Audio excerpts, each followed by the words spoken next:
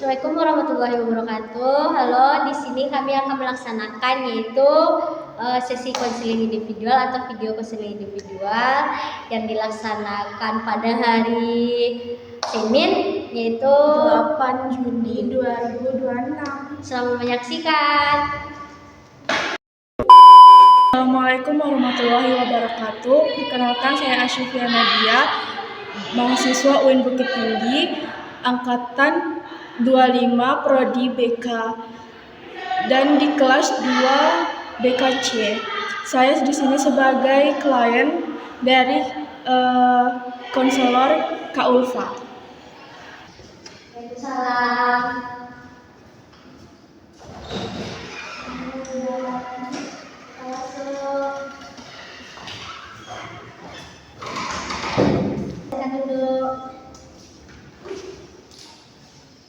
Apa udah nyaman duduknya?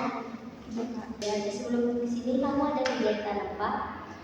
Gak ada, cuma memenuhi jam kuliah. Memenuhi jam kuliah aja. Kamu di sini ngapas atau asrama? Kebetulan karena semester 2 ya, itu masih asrama. Masih asrama ya. Bentar lagi mungkin keluar asrama ya? Iya, Kak. Kalau boleh tahu kamu berapa bersaudara? 3. Anak berapa? Pertama. Jangan terlalu canggung ya. Kalau jangan terlalu canggung. Kalau kita apa aja, jangan terlalu canggung. Supaya konseling kita depannya tidak canggung, lebih baik kita perkenalkan diri dulu ya. Perkenalkan, nama kami Fatul Midila, bisa kamu panggil Kak. Di sini Kak Ufa, Kakak di sini sebagai konselor yang akan membantu kamu untuk mencari solusi dari permasalahan. Kalau kamu siapa namanya? Nama saya Asyifia Nadia dari kelas BKC. Panggilannya siapa? Via. Berarti lebih nyaman dipanggil Via ya? Via itu anak berapa? Anak pertama. Adik Via berapa orang? 2. Cowok semua. Berarti Via di sini satu cewek ya. Kakak mau nanya, sebelumnya Via pernah melakukan konseling individual nggak? Belum, Kak. Belum pernah. Berarti Via nggak tahu apa itu konseling individual ya. Di sini kakak akan menjelaskan apa itu konseling individual. Konseling individual itu adalah konseling yang dilakukan dalam suatu tempat seperti saat ini, yang dimana di ruangannya itu hanya ada 2 orang, kakak di sini sebagai konselor dan kamunya sebagai klien atau konselor kakak. Dan di sini kita itu membahas permasalahan apa yang Via alami saat ini. Via datang ke sini secara sukarela atau secara sukarela atau terpaksa? Via ke sini secara sukarela ya. Baik. Nanti di sini kita melakukan konseling individu itu ada waktunya itu 30 atau sampai 40 menit. Di sini kita mencari solusinya bersama. Dan di sini kakak juga meminta keaktifan Via dalam melaksanakan konseling individu ini. Dan nanti solusi akhirnya itu tergantung Via, apakah solusinya itu diharapkan keberhasilannya atau tidak. Dan di sini konseling ini sesuai dengan prinsip atau norma akademiknya. Sampai di sini tidak paham? Apa bisa Via ulangi yang pernah katakan tadi? Dari pembahasan dari kakak juga sendiri. Konseling individual itu ada 2 orang dan di ruangan tertutup, ada konselor dan konseling dalam menyelesaikan sebuah masalah. Dan itu durasinya sekitar 30-40 menit. Sampai Via, bagus Via, berarti Via memahami apa yang kata kakak tadi. Apakah Via siap untuk melaksanakan kegiatan selanjutnya? Sebelum kita melaksanakan kegiatan selanjutnya, juga kita berdoa masing-masing.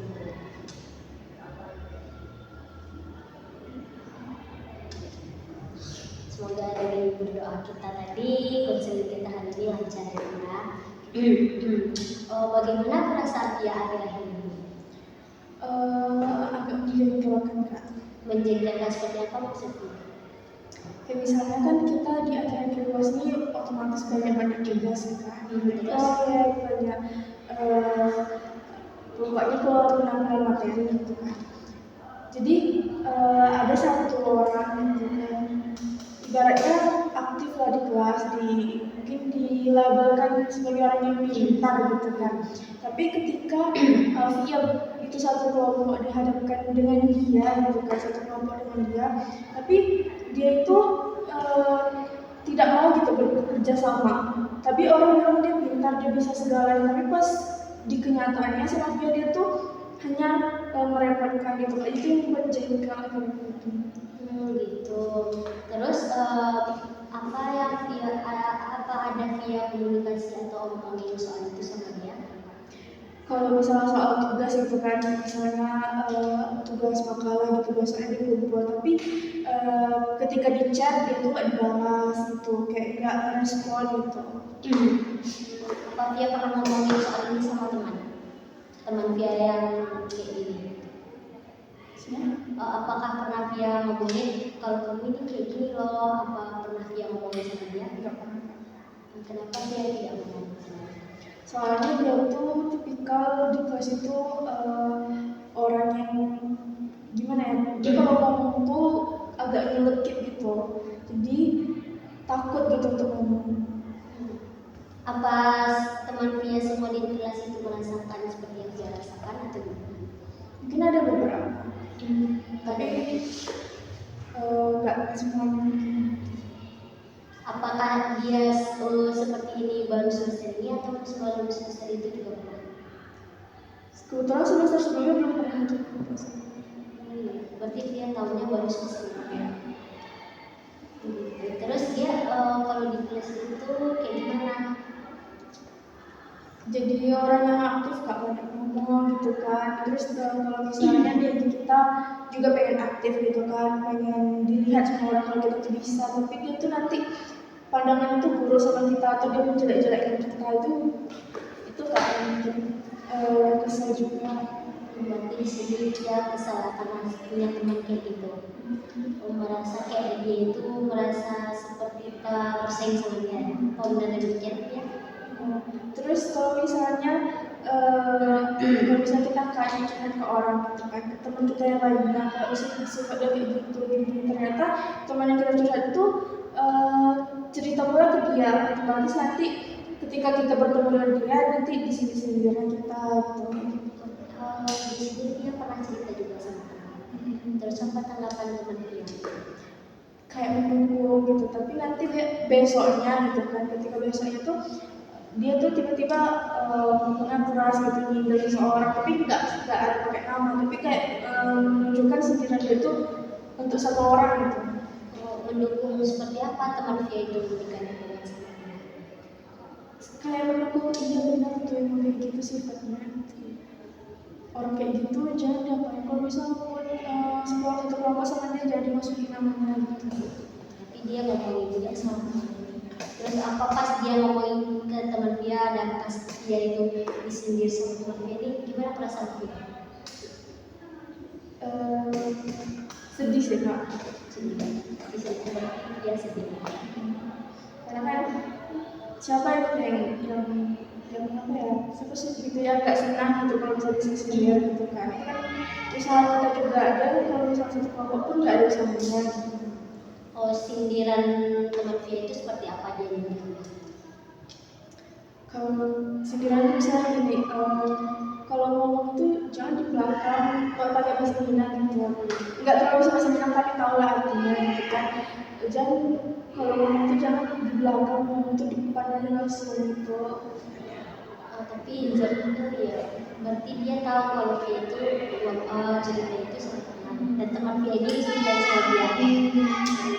Terus apa tanggapan dia pada teman yang menceritakan, padahal dia udah cerita sama dia, terus dia cerita sama teman yang lain, apa tanggapan dia kepada teman dia? Soalnya nggak mau takut juga nanti kali gitu. Via nggak ngomongin sama temennya, kamu yang ngomong nggak sama dia? Iya, berarti di sini dari kalian di sini sebenarnya Via itu merasa sedih karena ada satu teman Via yang kalau dia itu di kelas itu ambis, tapi kalau ketika memiliki makalah dia bodo amat dan nggak mau kamu. Apakah pernah Via ngomongin masalah ini ke dosen makalah itu atau ke dosen yang mengajar satu? Gak berani, soalnya itu kan memang itu sendiri. Dia nggak berani ngomong. Kenapa dia nggak berani ngomong sama bapak itu? Takut enggak, soalnya nanti itu kan masalah bisa kita selesaikan sendiri gitu. Kenapa harus berdosa? Takutnya dia berpikiran seperti itu. Kan sebenarnya kita belum coba gitu. Kalau kayak bisa dia kalau udah sedikit itu bisa lah dia ngomong sama dosen. Kalau dia mau sama dosen apa yang mau dia ngomong sama bapak? Cuma nanyain kalau sama orang yang nggak kerja gimana gitu. Dari permasalahan yang sama teman itu ada nggak permasalahan lain juga di kelasnya? Nggak ada sih. Nggak ada, cuma masalah sama dia. Berarti sampai sekarang Via nggak pernah ngomong sama teman itu? Ngomong juga. Ngomong juga. Tapi takut karena nanti di sini lagi gitu. Kayak jaga jarak gitu. Kenapa Via nggak mau ngomongin tapi ngomongnya secara baik-baik aja? Takut Kak, soalnya dia ini gimana ya? Dia bawa omongan gitu, bawa circle. Bawa circle dia, berarti kalau apa-apa dia selalu bareng-barengan gitu.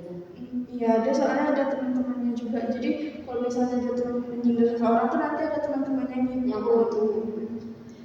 Berarti dia sering disindir sama mereka. Dari cerita dia tadi dapat kakak simpulkan dulu yaitu Via itu nggak mau bercerita sama teman Via karena Via takut untuk bercerita permasalahan ini. Dan Via juga pernah bercerita sama teman lain, tapi ternyata dia menceritakan sama teman yang satu lagi sehingga Via sering disindir sama mereka. Dari semua yang dari permasalahan Via ceritakan di sini, kakak melihat bahwa di sini Via itu memendam isi rasa Via yang ingin Via ceritakan sama dia karena ketakutan. Di sini kakak akan menyediakan itu untuk teknik kursi kosong yang dimana kursi kosong itu adalah membayangkan seseorang yang ingin Via ceritakan atau yang ingin Via ungkapkan perasaan Via ke dia, tetapi secara langsung Via tidak berani. Dari kursi kosong ini kita bisa melatih diri untuk Via mencobakan untuk ngomong sama dia. Apakah Via bersedia untuk melakukan ini? Bersedia. Oh baik, kita hasilkan kursinya. Via bisa menghadapi kursi kosongnya.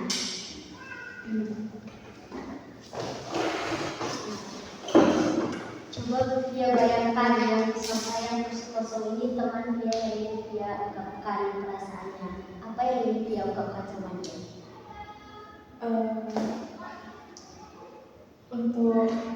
Untuk kamu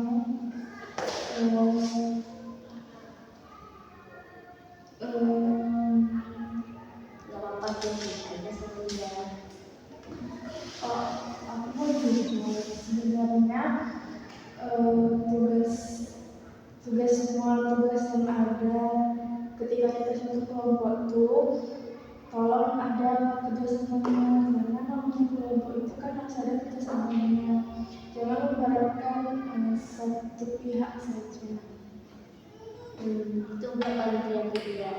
Coba Via pindah ke sini duduk ya.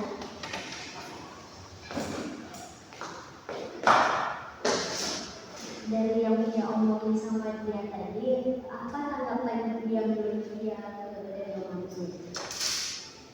Tanggapan Ya, dari ungkapan perasaan yaitu Via ini di sini sebagai teman Via yang ungkapan perasaan.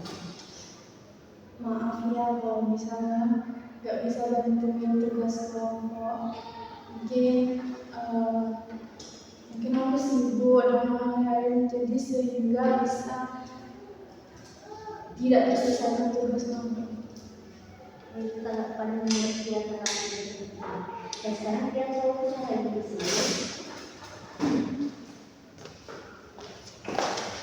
Nah, dari tanggapan teman Via tadi, apa yang Via tanggapan Via juga dari ungkapan dari teman tadi?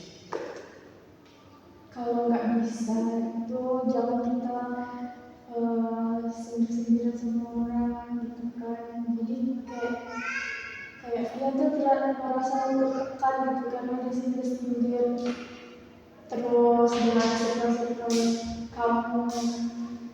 Itu tanggapan Via kan sama yang sampai sindir-sindiran ya.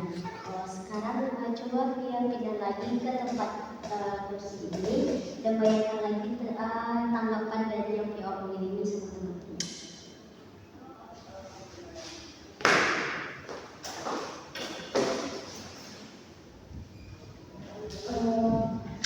Untuk sindir-sindiran itu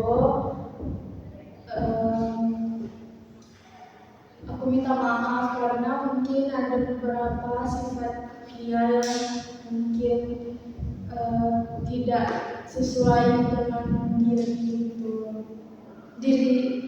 saya. Jadi itu tanggapan dari Via. Dan Via dan boleh Via kembali tempat Via.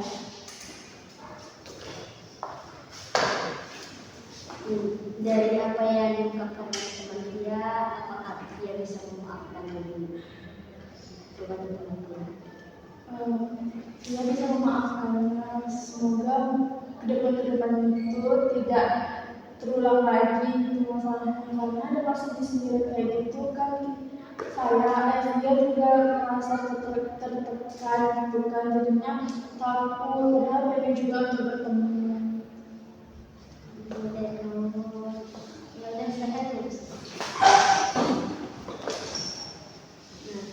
Dari kursi kosong tadi, gimana perasaan Via dari sudah mengungkapkan perasaan Via meskipun lewat emosi? Lega seperti apa yang Via maksud? Karena sudah mengungkapkan semuanya isi hati unik kita tuh diungkapkan kepada dia walaupun mungkin nggak ada di Apakah Via berani? Apa Via berani mengungkapkan secara tadi atau secara langsung kepada teman Via? Mungkin kalau sekarang apa lagi dah? Apa sampai mana? Jeda plus bilang balik. Nah, Via juga ingin mencobanya kan. Sebenarnya juga kakak dulu pernah ngalamin seperti Via yang alami itu, yang dimana itu kakak itu pernah disindir sama teman kakak dan dia juga bersetel. Dia nyindir kakak kayak pedas banget. Habis itu dalam kelas itu dia tidak mau bersaing sama kakak. Apa yang kakak lakuin pasti salah sama tadi kan. Tapi awal-awalnya kakak juga tidak mau ngomong karena takut karena mereka jadi sekawan, dan kakak juga takut nanti masalahnya dalam satu kelas ini kita berantem gitu. Tetapi karena dia sudah sering-sering menjadi kakak dan kakak tidak mau menerimanya, ya udah kakak ngomongin sama dia. Kakak ngomongin sama dia secara baik-baik. Apa tujuannya dia kakak, dan setiap kakak bertanya juga apa tujuannya dia senang dengan kakak seperti itu. Nah dari situ kakak juga tahu bahwa di sini pasti kakak ada juga salah sama dia. Tapi karena kita udah sering ngomongin itu masalah itu dia, kakak juga merasa lega gitu. Dia bisa mencobanya seperti itu. bisa dicoba. Berarti dia ini ada keinginan untuk mencobanya.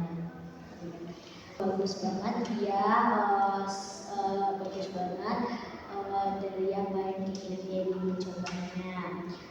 Jika di sini dan jika ada kejadian seperti ini lagi yang dia alami, meskipun Via udah ngomong sama dia gitu kan, Via udah ngomong sama dia kata dia juga minta maaf, habis itu dia juga melakukan kesalahan seperti itu lagi, Via bisa ngomongin secara baik-baik sama dia.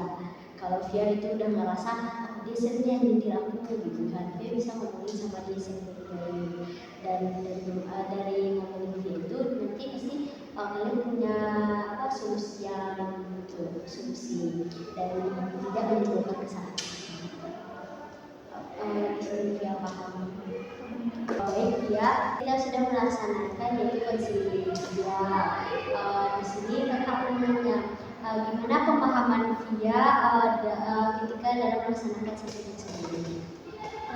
Ketika melaksanakan sesi konseling individual ini, Via itu dapat memahami gitu, menarik kesimpulan bahwasanya sebuah komunikasi itu penting untuk menjaga silaturahmi agar tidak terjadi konflik atau salah pahaman yang membuat hubungan Via dan teman Via itu jadinya renggang gitu, karena ada kesalahpahaman yang kita satu sama lain itu tidak tahu gitu, karena mungkin dari Via cepat mengambil kesimpulan dia begini begitu, tapi ternyata dia enggak gitu kan.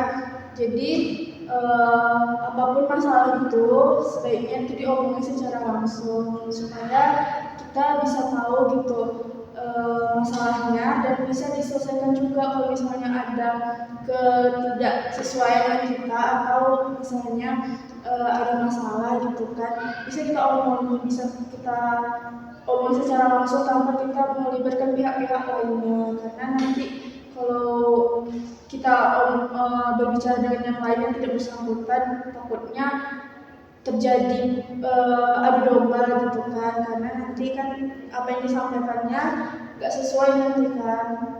Jadi lebih baik kalau misalnya kita nggak suka langsung bilang terus terang, terus tidak takut gitu untuk ngomong apa yang kita alami gitu kan. Dari sesi konseling ini Via tuh belajar kalau bahwasannya harus bisa gitu untuk ngomong dan hilangkan rasa takutnya. Terus Via, berarti pemahaman Via udah banyak ya dari sesi konseling kita. Perasaan Via gimana dari sesi konseling yang kita lalui ini? Senang sih Kak, karena bisa menyampaikan isi hati juga tadi kan sama kursi kosong itu, walaupun mungkin awalnya takut kan, tapi kan kursi kosong itu jadinya berani gitu. Apa keinginan Via ke depannya? Dari sesi konseling?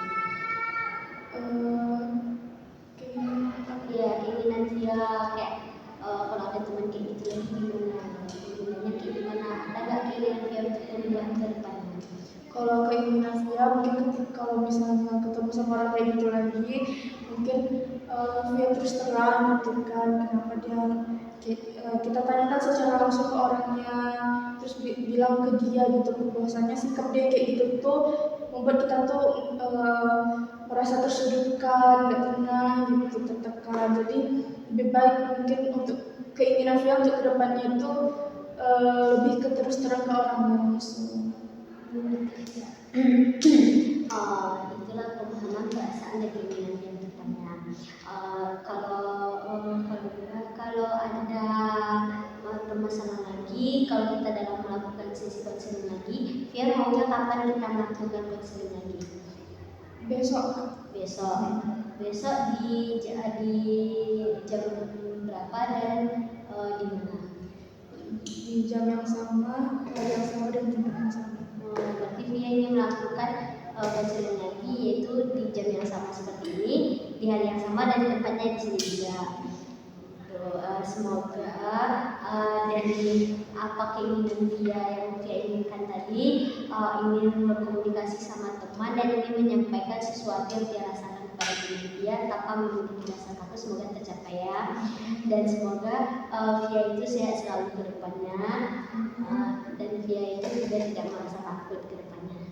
Terima kasih ya Via.